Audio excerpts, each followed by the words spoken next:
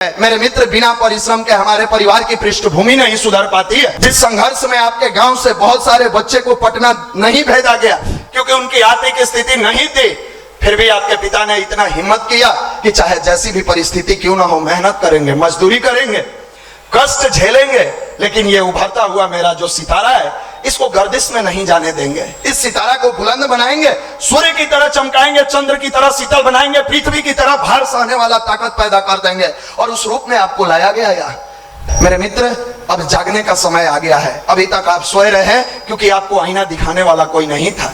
आज तक आप भटकते रहे क्योंकि आपको उंगली पकड़ के 2 कदम सही रास्ते पर चलाने वाला कोई नहीं था। दुनिया का कितना भी घटिया से घटिया मनुष्य क्यों ना हो, जो दुर्बुद्धि के अंबार पर बैठा हो, दावे के साथ कहते हैं अगर नियमितता पूर्वक वो भावपूर्ण तरीके से 20 से 30 मिनट गायत्री की साधना करे, 100% उसकी बुद्धि सन्मार्ग पर प्रेरित होगी।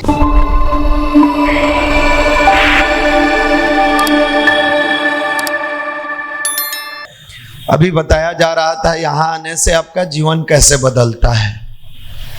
आने से के साथ साथ यहाँ की बातों को जब आप फॉलो करते हैं, धीरे धीरे आपके अंदर परिवर्तन होता चला जाता है।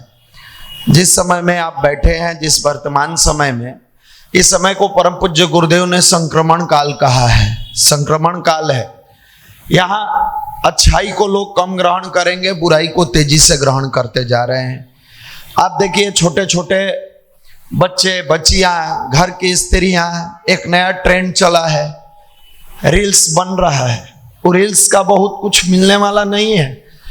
आप बनाते रहिए, आप लोग को भी शौक चढ़ा है। पहले हम लोग डॉक्टर को देखते थे गर्दन में अल्लाह लगा के घूमते हुए, कि वो डॉक्टर गर्दन में अल्लाह लगाए हुए है और घूम रहा है।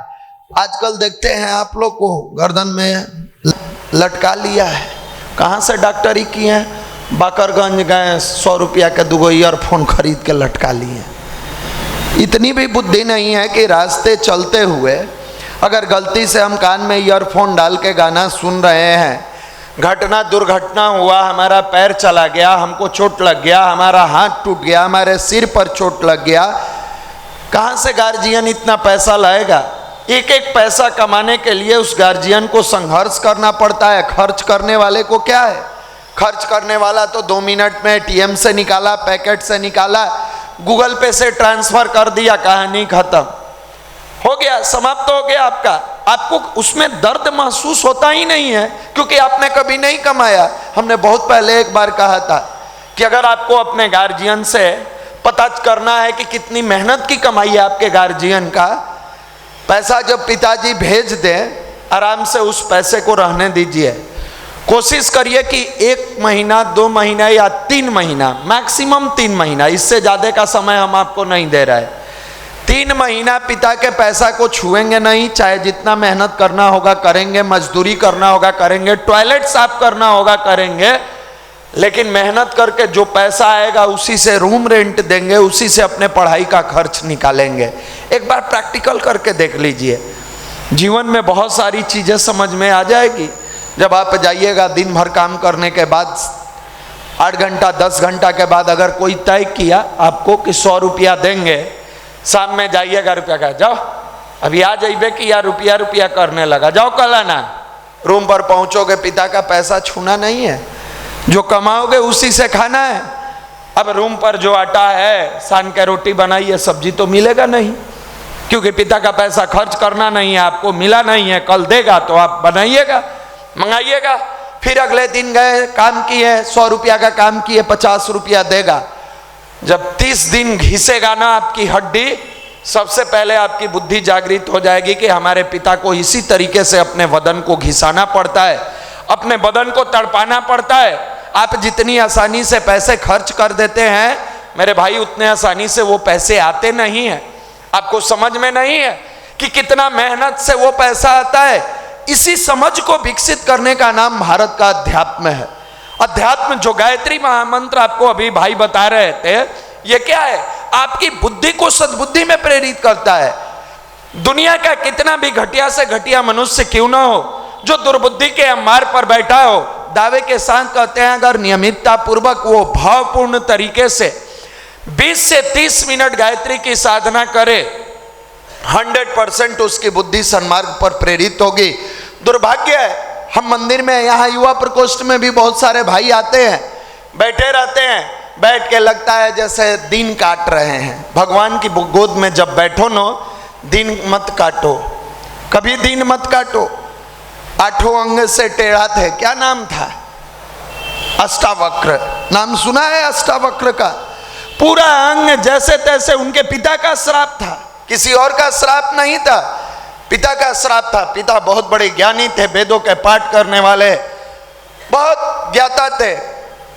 जब अष्टावक्र अपनी मां के गर्भ में थे, उस समय पिताजी उनके ध्यान पर बैठकर अपने मस्त थे, वेद का पाठ कर रहे थे, वेदों में लीन थे। अंदर से गर्भ से आवाज आता है उस तेजस्वी बालक का, वेदों में ज्ञान नहीं होता। वो सोच रहे हैं ये आवाज आ कहां से रही है, कोई यहां मनुष्य नहीं है कौन? फिर उनको लगा कि वो भ्रम में है, दोबारा फिर उस गर्भ से आवाज आती है, वेदों में ज्ञान नहीं है।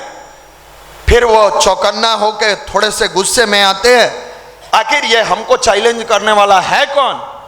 देखते हैं अगल बगल कोई नहीं है। फिर तीसरा बार और जोर से कहता है, वेदों में ज्ञान नहीं है। कहते हैं अष्टावक्र, वेदों में ज्ञान नहीं है। आंख बंद करके ध्यान देते हैं कि ये बोल कौन रहा है। देख रहे हैं कि गर्भ में पलने वाला मेरा ही बच्चा मुझे कह रहा है कि वेदों में ज्ञान नहीं है। पूछते हैं तो ज्ञान कहाँ है? तो अंदर से आवाज आती है, चंद्रमा कहाँ है? तो शाम का, रात का यही समय हो रहा था और चंद्रमा निकले हुए थे। उंगली उठा के वो चंद्रमा के तरफ, आकाश की तरफ इशारा करते हैं। अंदर से कहते हैं अष्टावक्र, उंगली उठा देने से उंगली चंद्रमा नहीं होता। आप उंगली से इशारा कर रहे हैं तो आपकी उंगली चंद्रमा नहीं होती। वैसे ही वेद पढ़ लेने से आपका ज्ञान जागृत नहीं होता, उसको अपनाना पड़ता है। गुस्सा में आए और कहे जाओ, तुम जन्म लोगे तो जन्म से ही 8 अंग से टेढ़ा रहोगे। अंदर से जोर से मुस्कुराता है, कहता है आंगन के टेढ़ा हो जाने से आकाश टेढ़ा कभी नहीं होता, शरीर के टेढ़ा हो जाने से मेरी बुद्धि टेढ़ी नहीं हो सकती है। उस व्यक्ति का नाम अष्टावक्र था। उस राष्ट्र में हम लोग जन्म लिए हैं जहां मनुष्य शरीर की कोई अहमियत नहीं देता था, लेकिन आज का युवा पीढ़ी ब्रांड का जीन्स, ब्रांड का टी शर्ट, ब्रांडेड सैलून में जाकर हेयर स्टाइल बना रहे हैं और भूल गए कि जिस पिता ने संघर्ष के सहारे आपकी जीवन को सींचा है, जिस पिता ने अपनी जवानी को गलाकर आपको जवान बनाया, जिस माँ की ममता के आंचल ने सीने से लगा के दूध पिलाया, जिस माँ ने हमेशा कंधों पर बैठाकर दुनिया दिखाई, जो माँ सबसे पहले आपको भोजन कराई, भले ही रात में भूखे सो गई, उसका क्या कोई ब्रांड नहीं है? क्या उसकी कोई ब्रांड वैल्यू नहीं है? जो बचपन से हमें उंगली पकड़कर सिखाया, ये कपड़े पर एक छोटे से टैग लाने लग जाने से क्या ये ब्रांडेड हो जाता है? और जिस माँ ने मुझे खून से सींचा, पसीनों बहा बहा कर मुझे पालने पोसने का कार्य किया, जिस पिता ने अपनी खुशी को त्याग दिया कि मेरे बच्चे के चेहरे पर मुस्कान आ जाए, मेरा बेटा हृदय में हमेशा अपने अस्तित्व को जिंदा रखे, क्या उसके ब्रांड की कोई वैल्यू नहीं? जिसने कई रातें सिसकती हुई बिताई, भले ही भूखे सो गई लेकिन परिवार को भूखे नहीं सोई, उससे बड़ा इस दुनिया में कोई ब्रांड नहीं हो सकता, उससे बड़ी ममता का सागर कोई नहीं हो सकता। उस सागर से निकले हुए ये बूंद अगर अब नहीं समझेंगे तो ये घोर कलयुग का प्रभाव होगा। दुर्भाग्य होगा कि हम संतान के रूप में धरती पर आए, लेकिन भूल गए कि वो भी चार संतान आए थे जो इसी राष्ट्र में, इसी भारत में भगवान के रूप में आए थे, इंसान के रूप में आए थे, भगवान थे, रूप बदल के आए थे। और प्रातः काल उठ के रघुनाथा, माता पिता गुरु नाम ही माता, माता पिता और गुरु को शीश नवाते थे। आज गुड मॉर्निंग, गुड इवनिंग, हम क्या लेकर आ गए हैं? क्या यही हमारी संस्कृति है? क्या यही मेरा संस्कार है? अरे माँ के पैर, पिता का पैर छूने से जो भी बच्चा झुक के अपने माँ बाप और गुरु को प्रणाम करता है, उसके अंदर अकड़ कभी नहीं होती है, उसके अंदर घमंड कभी नहीं आता है, उसके अंदर कभी भी बुराइयां प्रवेश नहीं कर सकती जिसको झुकने का आदत है। अकड़ तो मुर्दों में होती है, अकड़ता तो मुर्दा है, जिंदा व्यक्ति तो शालीन, व्यवहार कुशल, शिष्ट, चिंतन चरित्र उसका इतना पारदर्शी होता है कि उसकी विनम्रता पूरी दुनिया को आकर्षित करती है। कौन समझाए कि जिस राष्ट्र में प्रातः काल उठ के रघुनाथा, मात पिता गुरु नाम ही माता, उसी राष्ट्र के नौजवान अपने माँ बाप को आज वृद्धाश्रम में भेज रहे हैं और दुहाई दे रहे हैं कि मुझे शिक्षा मिल जाए तो मैं अपनी संपूर्ण समस्या का समाधान कर दूंगा। हम आप जैसे युवाओं से पूछना चाहते हैं, क्या वो शिक्षित नहीं है जो IITN बनने के बाद अपने माँ बाप को वृद्धाश्रम में भेज दिए? क्या वो शिक्षित नहीं है जो डॉक्टर बनने के बाद अपने माँ बाप को भेज दिए? क्या वो शिक्षित नहीं है जो इनकम टैक्स कमिश्नर बनने के बाद भी अपने माँ बाप को भेज दिए?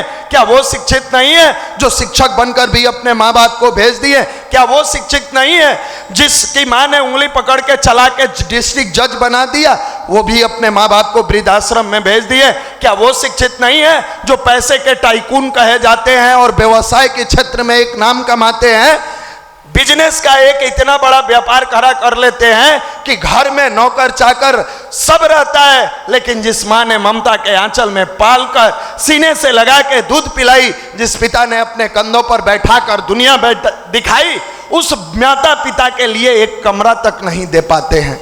क्या यह शिक्षा समाधान कर देगा? नहीं करेगा, नहीं करेगा। जब तक मनुष्य के अंदर संस्कार युक्त शिक्षा नहीं आएगी, यह शिक्षा रोटी दाल और पेट भर सकता है, हमारे जीवन में परिवार की अहमियत को नहीं समझा सकता है। यह शिक्षा ईंट से बना हुआ मकान खड़ा कर सकता है, लेकिन ममता के आंचल और प्यार का पिता का प्यार वाला घर नहीं दे सकता है। उसके लिए संस्कार और अध्यात्म की आवश्यकता है, और यह गायत्री परिवार काम कर रहा है। यह गायत्री परिवार वही काम कर रहा है। आपसे क्या लेना देना है? आप नौकरी करेंगे, कोई अलग अलग जिला से आए हैं, कोई मधेपुरा के हैं, कोई सुपौल के हैं, कोई पूर्णिया के हैं, कोई हजारीबाग से आए हैं, कोई बिहार के हैं, कोई झारखंड के हैं, कोई बंगाल के हैं, कोई बक्सर आरा भभुआ से लेकर छपरा सिवान गोपालगंज सीतामढ़ी बेतिया से आए हैं। आपसे क्या लेना देना है इस गायत्री परिवार को? बस वही गुरु का दर्द है जिसने कभी कल्पना किया था बाल्यावस्था में गायत्री की संकल्प लेते हुए कि हम बदलेंगे युग बदलेगा, हम सुधरेंगे युग सुधरेगा। अगर व्यक्ति एक एक व्यक्ति अपना निर्माण करने शुरू कर दे, कोई घर में माँ भूखे नहीं सोएगी, किसी माँ को कष्ट नहीं होगा, किसी पिता को प्यार की कमी नहीं रहेगी। कौन समझाए आपको? आप कहते हो मैं इंटर पढ़ा, ग्रेजुएशन में हूं, मैट्रिक पढ़ा। हम अच्छा बनना चाहते हैं, अच्छाई की शुरुआत अपने परिवार से करो। हमारे गुरुजी लिखे हैं व्यक्ति निर्माण, तब परिवार निर्माण, तब समाज निर्माण। सबसे पहले किसका निर्माण? व्यक्ति निर्माण। आप अपने आप को बनाओ, प्रत्येक दिन चेक करो। एक पॉलिसी आज से जरूर अपनाइए, चेक एंड चेंज। चेक करो, क्या मेरे माता पिता ने जिस भाव से मुझे पढ़ने के लिए पटना भेजा, क्या मैं पढ़ाई कर रहा हूं? अगर ना तो चेंज कर दीजिए, नहीं कर रहे हैं तो चेंज कीजिए, पढ़िए। अगर हाँ तो और बेहतर बनने का प्रयास करिए, और बेहतर करने का प्रयास करिए। ये क्या है? ये व्यक्ति निर्माण है। जब आप अच्छा बनेंगे तो व्यक्ति निर्माण से परिवार का निर्माण होता है। एक बेटा लायक बनता है तो केवल बेटा नहीं रह जाता है, एक माँ बाप का आज्ञाकारी पुत्र तो होता है, एक भाई का एक बहन का आज्ञाकारी भाई होता है, एक भाई का आज्ञाकारी भाई होता है। और कल के डेट में बड़े होइएगा, आपकी जिससे शादी होगी, एक लड़की को एक आदर्श पति मिलता है तो समाज को एक अच्छा नागरिक मिलता है। इसलिए गुरुदेव ने लिखा है, बेटा अपनी सुधार संसार की सबसे बड़ी सेवा है। अगर मन में कभी सेवा करने का मौका लगे कि मुझे सेवा करना चाहिए, तो केवल धन दौलत पर अपने आप को फोकस मत कीजिएगा।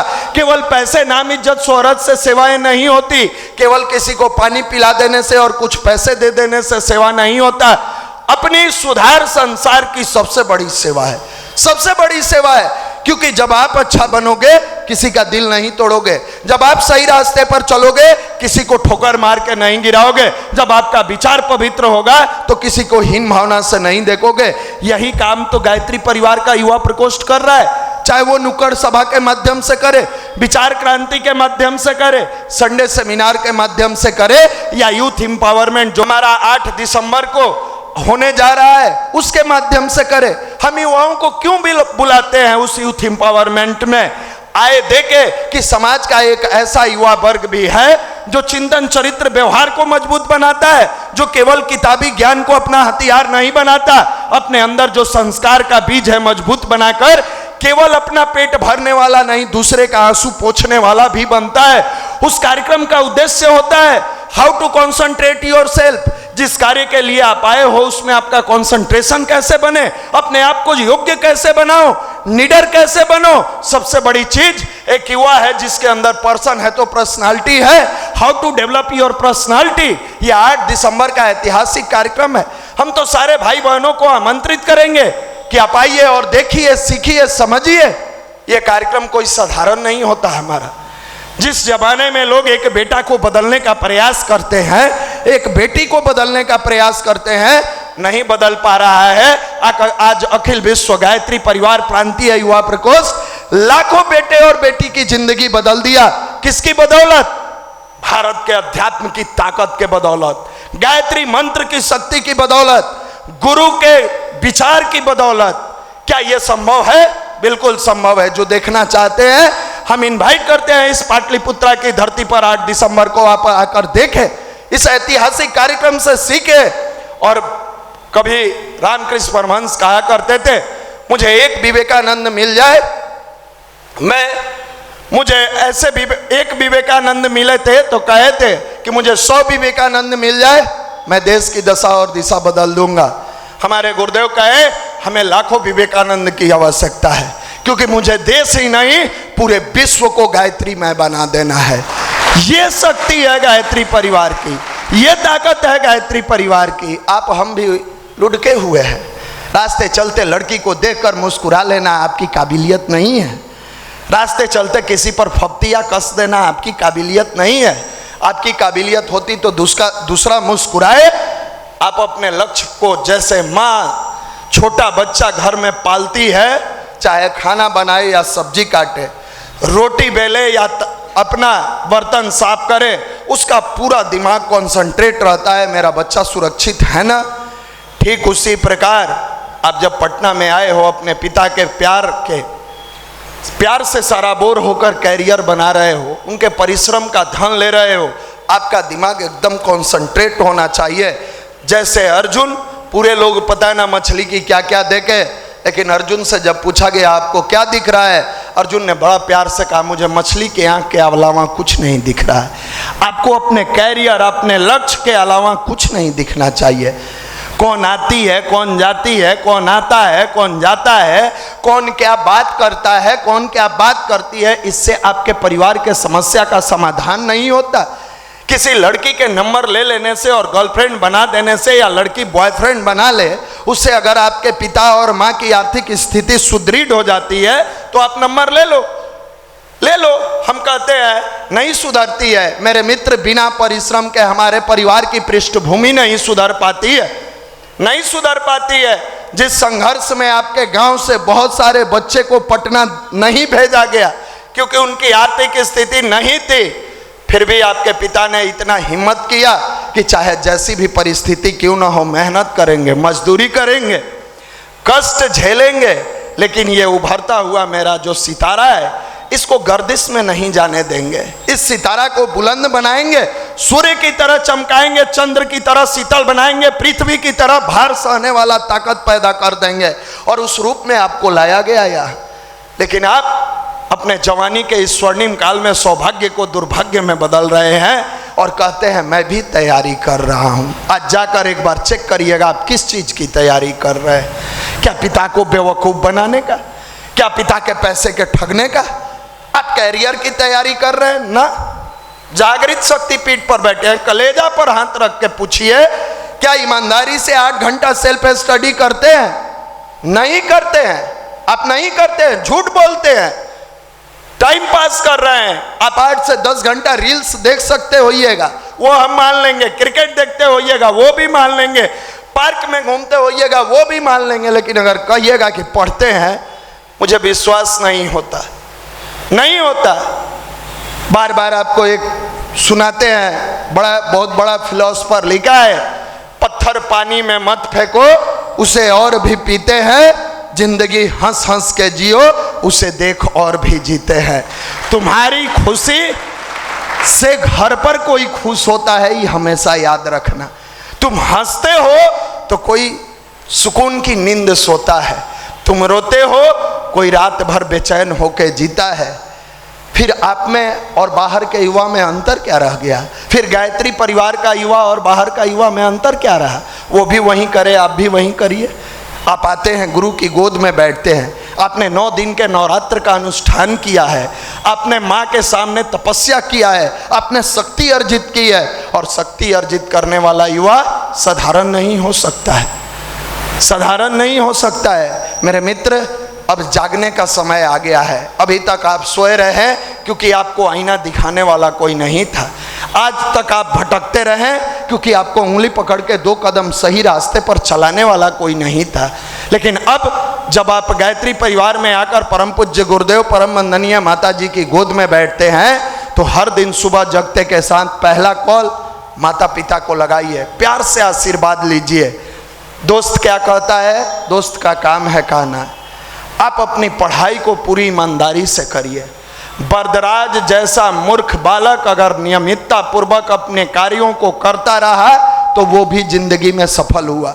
आपने पत्थर जैसे चीजों पर रसरी जो मुलायम होती है, रसरी आवत जाते हैं सील पर पड़त, सील मतलब पत्थर, वो मुलायम सी लकड़ी कठोर सा पत्थर पर अगर निशान दे सकता है तो गायत्री की साधना नियमितता पूर्वक हमारी दुर्बुद्धि को भी सद्बुद्धि में प्रेरित कर सकता है। आप हमेशा जिस जगह पर बैठे हैं ये साधारण जगह नहीं है। आप हमेशा ये सोचे हम गायत्री परिवार के युवा हैं, हमारा साधारण ब्रांड नहीं है। ये टी शर्ट का टैग आपका ब्रांड नहीं है। ये टी शर्ट जो पहन लेते हैं और ये जीन्स का पीछे टैग आपका ब्रांड नहीं है। आप परमात्मा के वो ब्रांडेड संतान हो जो जीवन में बदलने का प्रयास किए कि हम भी बदलेंगे और समाज को भी बदलेंगे। ये अभी आपको समझ में नहीं आएगा। जिस दिन इस युवा प्रकोष्ठ को छोड़कर जाएंगे, कहीं ईश्वर की कृपा से जॉब होगी, तब आपको याद आएगा कि दुनिया के सबसे बड़े ब्रांड के बीच में हम रहते थे लेकिन हम कपड़े का ब्रांड ढूंढते चलते थे। आप उस जगह बैठते हो जहां लाखों लड़कों की जीवन बदली है, लाखों युवाओं का जीवन दशा और दिशा के साथ चेंज होते हुए सफल बना है। तो आपसे भाव भरा निवेदन करेंगे कि जब आप पटना में रहते हैं जरूर आइए और युवा प्रकोष्ठ का जो नारा है कैरियर फर्स्ट, 8 घंटा सेल्फ स्टडी, ये जरूर जीवन में अपनाइए।